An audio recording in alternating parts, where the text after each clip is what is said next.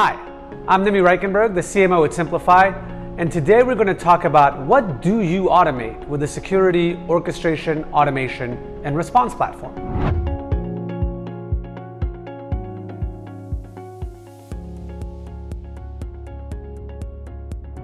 So you're considering, or maybe you've even bought, a SOAR platform, and you're asking yourself, well, what do I automate? The first thing I want to tell you is that you're probably better off not rushing into just blindly automating a bunch of things. Think about your processes first. Make sure you have a good understanding and you've mapped out the different processes your security operations teams needs to follow. After you've mapped out your processes, what we're going to discuss on this video is what you can actually automate with confidence using a SOAR platform. So let's start with the first stage of most security operations processes, which is the triage stage. This is where you get this large volume of alerts and you want to get some information so you can triage them. So the very first thing that companies are automating, and it's really a no-brainer, is enrichment.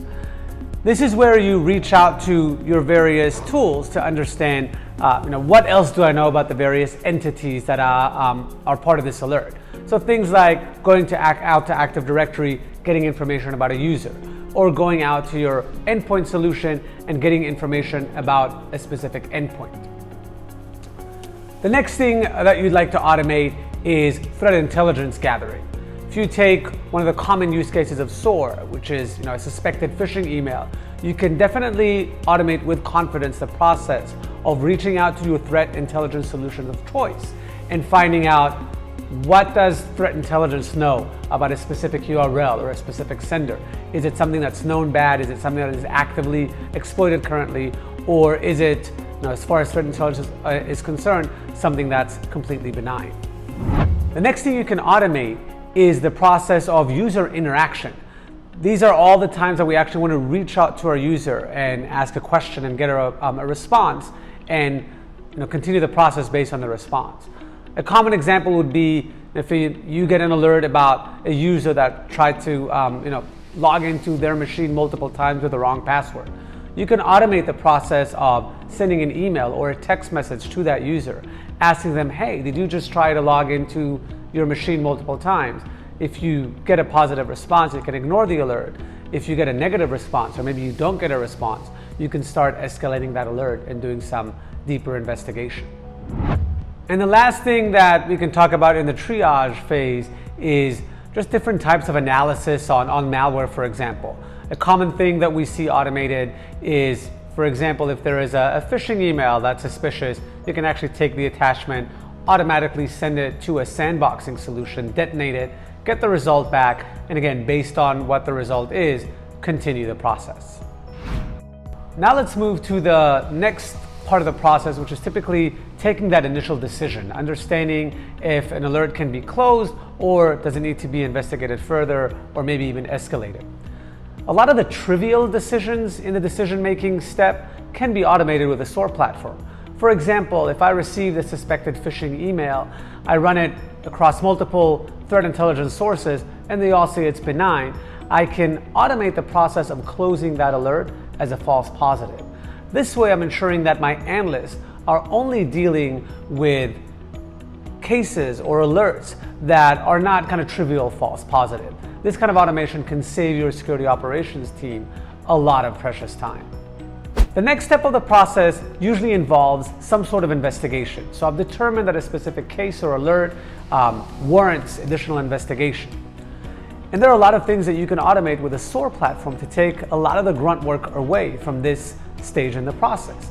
For example, if you need to run additional queries against your SIEM to understand, hey, have I seen this variant of specific malware on any other machine? You can run those queries on your SIEM or your EDR. Another example is you can get more context around what a specific user did or a specific machine did. A common example is, hey, I want to collect every website that this machine visited in the last 12 hours and examine that. So these are things that can easily be coded as parts of a playbook and can be automated so that, again, you can focus your time actually analyzing the data rather than collecting it when you're conducting investigations. Now let's talk about what you can automate around response. So the first thing I'd like to point out is that most companies today still would like an intelligent human analyst to analyze the data before he or she decides to trigger a sequence of response activities. But once that analyst determined that response is required, you can actually automate a lot of those steps at a click of a button. I'll give some examples. For example, if an analyst looked at the data and determined that a user has actually been phished and clicked on a bad email, you can, at a click of a button, trigger a series of response actions. Things like, hey, let's block this URL on my firewall from now on. Or if somebody downloaded a malicious attachment, let's block this executable on all my machines from this point on. And you can even do things like, hey, let's automate the process of opening a ticket for the IT department to re-image this machine. So the decision to initiate response action is typically not fully automated these days, but the actions themselves, many of them, can be automated using a playbook in a SOAR platform. And the last thing that I want to talk about automating is what I call kind of the lessons learned, or closing the loop, which is something that very few security operations teams have time for today because so much time is spent on the daily firefighting. So a SOAR platform not only automates a lot of the activity to free up time, but it can also automate some of that closed loop feedback. For example, if something was determined as malicious, a playbook may be able to loop back into your threat intelligence solution and flag that as something that was actually determined bad by a human analyst. Another thing that you can do is, again, go back and tweak processes based on what actually worked and what didn't work. So there's a lot of things that you have to think about once a process is actually completed around how do I drive continuous improvement, how do I look at the data, and how I can automate some of these things to make sure that I improve based on what I'm actually seeing. So in summary, SOAR platforms are really cool technology that allows you to automate a lot of the repetitive, mundane tasks that security operations teams do day in and day out. One thing to keep in mind, make sure you understand your processes first. Then, as you get more comfortable, automate as many of those steps as you can so that your analysts are focusing on high value work, and SOAR becomes that true force multiplier for your team that lets you handle more alerts, reduce response times and dwell times, and ultimately keep your organization safer.